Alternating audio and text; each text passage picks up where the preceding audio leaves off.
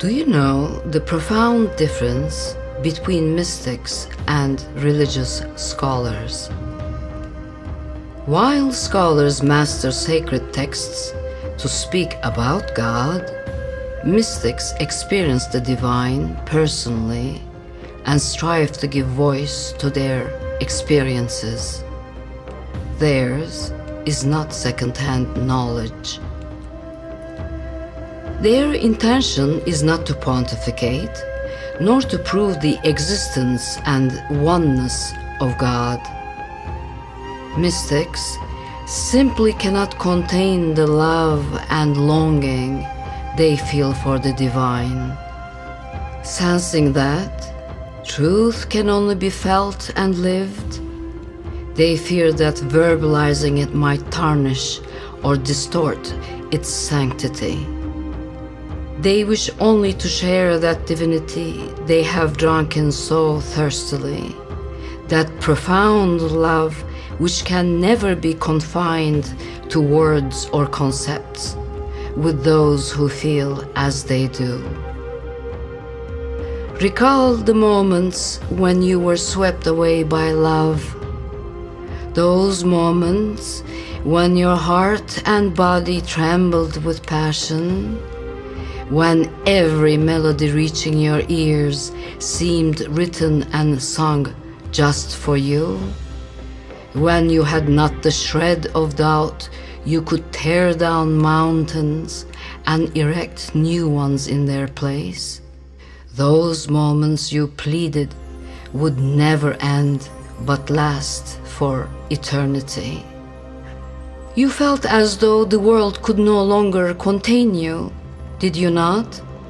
When apart from your beloved, didn't you feel that this separation, akin to death itself, was gripping your heart, robbing your life of its flavor, and leaving you utterly alone, as if you were an orphan? When you realized that words were insufficient to express this overflowing and uncontrollable love, didn't you want to shout it out? Didn't you want to rush to your closest friend and pour out your heart? Didn't you feel that people were kinder and that life and world had become inexplicably more beautiful? This is precisely how mystics love God. In this relationship, where anxiety, fear, and hesitation have no place, where there is no need for hollow formality or ostentation, there is but one rule: to love boundlessly.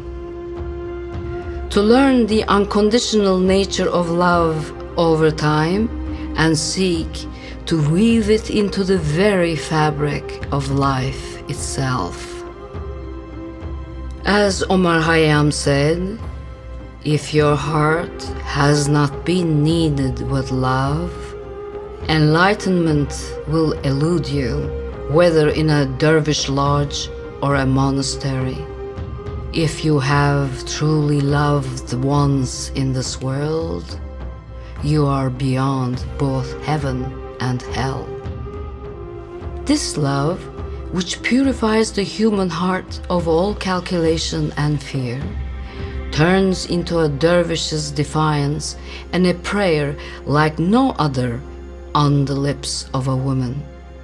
To her one and only true love, thus pleads Rabia. My Creator, if I worship you in fear of hell, burn me in hell, and if I worship you in hope of paradise, exclude me from paradise.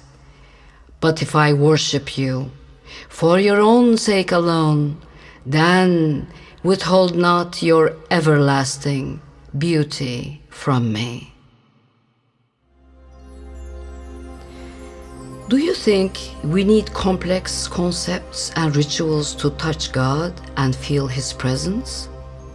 If in every action you take and every breath you draw, you strive to remember him, and in every being you encounter, you seek to see his light? Is this effort not enough to build the temple of the beloved within? An ancient Indian tale, one that moves me profoundly, elegantly conveys this truth hidden behind what is visible. In a distant realm, there lived a powerful and proud king. Boasting of his triumphs and piety, the monarch decided to commission a temple of unparalleled beauty. For this monumental undertaking, the realm's most gifted architects, engineers, and master craftsmen were summoned. It took many years for the magnificent structure to attain the grandeur for which it was designed. As the king prepared to celebrate his masterpiece with a grand feast, he appointed the day of its consecration and began to pray with unwavering devotion. His deepest wish was for the divine to bless the sanctuary on that day. After days of fervent prayer, an angel appeared in his dream one night and spoke. "It would be wise to choose another day for your opening feast." Unable to believe his ears, the monarch asked, "Why?" "Because on that very day, God shall bless another sanctuary." The king, convinced that only he could have commissioned the most sublime temple in the realm, stood frozen. And where might this be? He could not help but inquire. When the angel revealed the name of the village where this temple stood, the king awoke and immediately disguised himself in humble garb. Shedding every vestige of his royal station, he set out alone. The journey lasted several days. When he arrived at the village, he intently scanned the surroundings.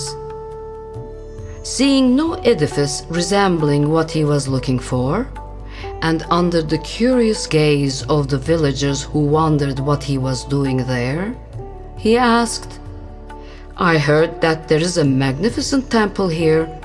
Does anyone know where it is?" Suspecting that the man was either blind or mad, the villagers advised him to consult a mystic named Poosalar, who lived on the outskirts of the village. When the king found the mystic residing in a dilapidated hut, he repeated his query. Yet when Poosalar shook his head as if he didn't know, the ruler insisted, "It is impossible. Recently, an angel appeared in my dream, telling me that a glorious temple had been built here, and that God would bless it on its day of consecration."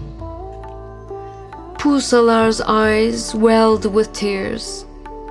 After weeping for long moments with joy and gratitude, he spoke, "I am but a poor man. For years, I longed to build a temple for the divine. Since I lacked the means, I resolved to construct it within the sanctuary of my mind.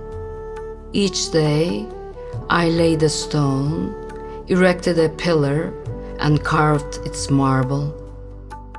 And when it was finally complete, I prayed that God would come and bless it. Now I know He is truly coming to my temple." Feeling the pure truth at the heart of piety for the first time, the proud ruler bowed before the mystic with profound reverence. "I too sought to do the same," he confessed. But mine was built on pride. My intention was merely for show. Yet every stone of yours was shaped by the love in your heart. Now I understand. God is not a guest of gilded domes, but the host of broken hearts paved with love.